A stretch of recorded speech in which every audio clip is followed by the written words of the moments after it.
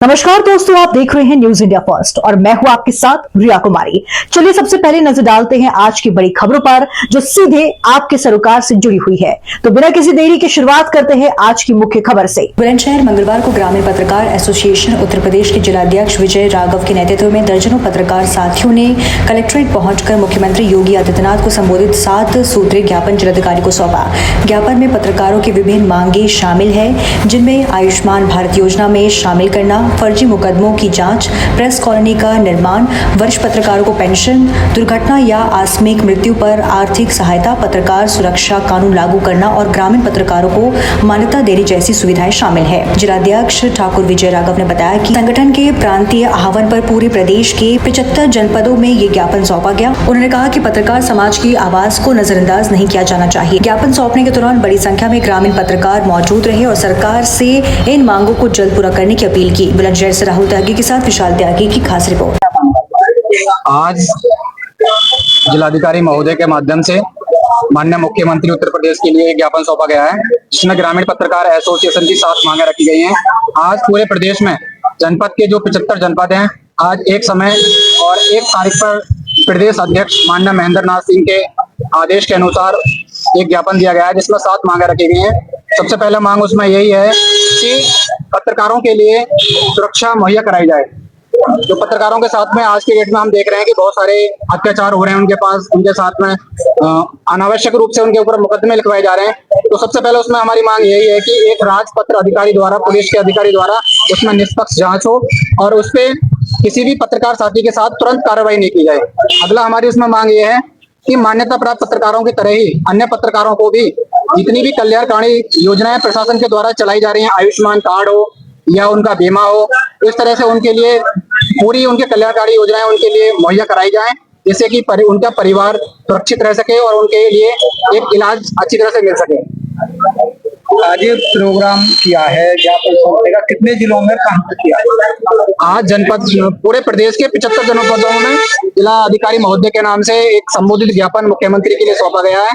तो उसमें ये 7 सूत्रीय मांग है।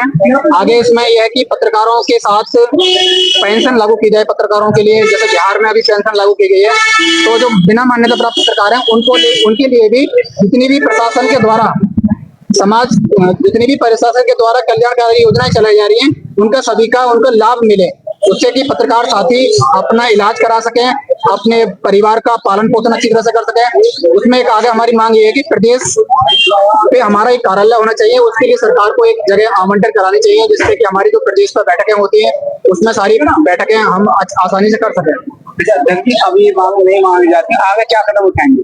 अगर ये मांगे हमारी ना मानी जाती हैं तो प्रदेश में एक बहुत बड़ा आंदोलन होगा। उसके द्वारा पूरे पत्रकार साथी एकजुट होकर आवाज को बुलंद करेंगे और प्रदेश के अंदर लखनऊ में एक हमारा बहुत बड़ा आंदोलन होगा, जिससे सरकार को ये मांगे हमारी माननी चाहिए। और आगे मैं ये कहना चाहूंगा, अभी जनपद बुलंदशहर में स्थायी प्रेस समिति होती है, अभी उसका गठन भी नहीं किया गया है। अभी प्रदेश से भी आदेश हुए हैं, तो हमारा आज जिलाधिकारी महोदय से अभी हम मिले हैं, उनसे भी हमने कहा है कि प्रदेश यहाँ पे जनपद बुलंदशहर में भी स्थायी पत्रकार समिति का गठन किया जाए, उसमें एक बैठक की जाए महीने में, जिससे कि पत्रकारों की जो सामने समस्याएं आ जा रही हैं उस बैठक के माध्यम से उसका निस्तारण हम कर सकें। पत्रकार उत्पीड़न के बारे में क्या है?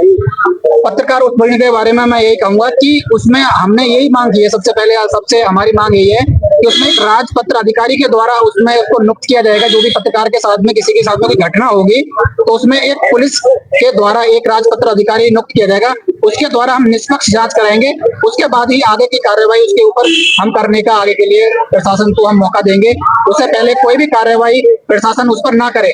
अगर उसके बाद में भी जैसे खनन माफिया है या फिर और भी प्रॉपर्टी के जो जितनी भी माफिया हैं उनके द्वारा पत्रकारों को धमकाया जाता है, उनको उत्पीड़न किया जाए, ये उत्पीड़न किसी भी कीमत पर बर्दाश्त नहीं किया जाएगा। उनको मुंह तोड़ जवाब दिया जाएगा और उनके साथ हम सभी पत्रकार एक साथ जुट होकर उनसे लड़ने का पूरी प्रयास करेंगे। देखिए, जिस तरीके से पत्रकार अपनी खबर चलाता है, खबर के माध्यम से जनता को जागरूक करता है और वो अधिकारी से भी मिलता है, अधिकारी को बताता है यहाँ गलत चल रहा है, लेकिन वो अधिकारी से मिलकर जाता है, इससे पहले जो दबंग लोग हैं, जो माफिया हैं, उन तक वो खबर पहुंच जाती है, वो पत्रकार को धमकाते हैं। इस पर क्या कहेंगे आप? उसके लिए मैं सभी साथियों से ये कहूंगा कि हम निष्पक्ष पत्रकारिता करें और अच्छी अपनी लेखनी को मजबूत रखें और उसके साथ अपनी खबर को पूरे एविडेंस के साथ हम प्रस्तुत करें। अपनी जो भी खबर है उसको हम पूरे खबर के साथ, हम देखते हैं कि कभी कभी हम बहुत जल्दबाजी में आके, भावुकता में आके खबर को लगा देते हैं, कहीं ना कहीं खबर गलत पाई जाती है, तो हमें कहीं ना कहीं उसके लिए नीचे देखना पड़ता है। अगर हमारी